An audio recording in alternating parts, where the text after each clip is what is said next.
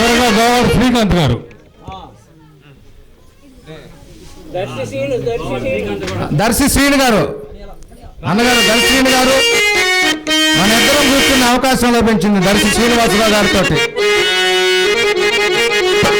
దర్శి శ్రీనివాసరావు గారు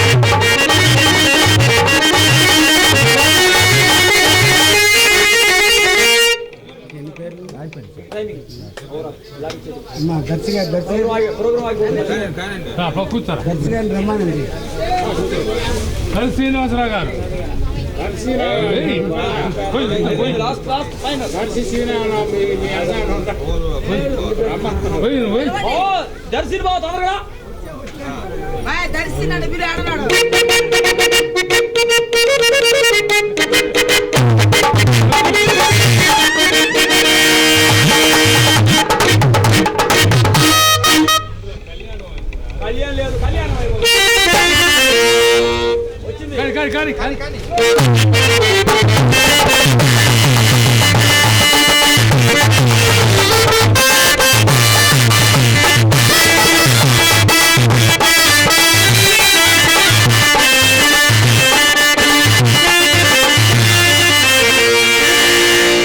గౌరవనీయులైన అద్దంకి ప్రజలాదనందుకి నమస్కారాలు.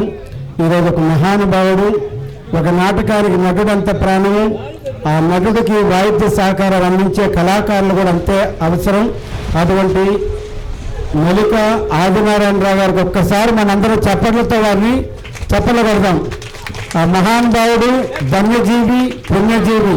కారణం ఈరోజు మరి ఒక ప్రాంతం కృష్ణా జిల్లాలో వరదల్లో మునిగిపోయి ఉంటే మనకి ఈరోజు ఆ మహానుభావుడు మొదటి వర్ధంతి సందర్భంగా ఈ రోజున నిజంగా చెప్పాలంటే డోలక ప్రసాద్ కూడా క్లాప్స్ ఇద్దాం.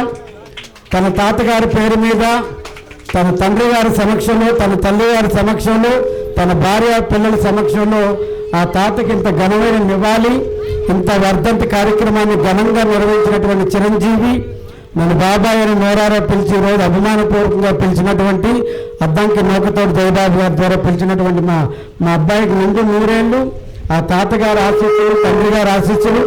నాకు ఒక మాట చెప్పాడు, తాత వర్ధంతి చేస్తున్నామంటే బాబాయ్ ముఖ్యంగా మా నాన్న మా అమ్మాయి కాకుండా నా భార్య నా పిల్లలు కూడా తాత తాలూకా కార్యక్రమం చేయాలనుకున్నాడు.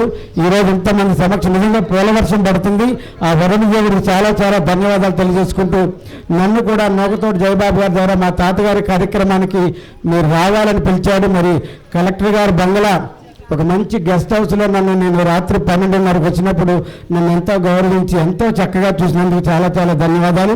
అలాగే వినాయకరాజు గారు కూడా మంచి పరిచయం, మాచల్ల రమేష్ గారు కూడా ధన్యవాదాలు సౌండ్ వారికి.